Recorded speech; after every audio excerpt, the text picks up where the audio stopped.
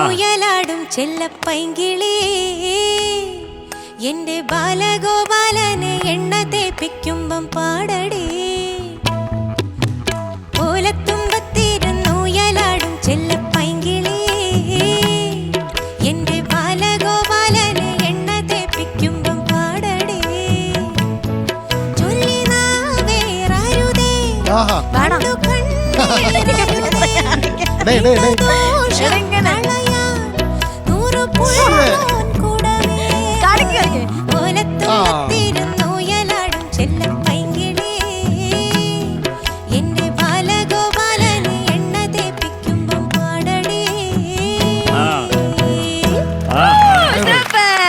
അല്ല മഞ്ജരി, ഈ വിഴുങ്ങുന്നത് ഇതുമായിട്ട് തമ്മിലുള്ള ബന്ധം ഒന്ന് പറഞ്ഞാ കൊള്ളാം.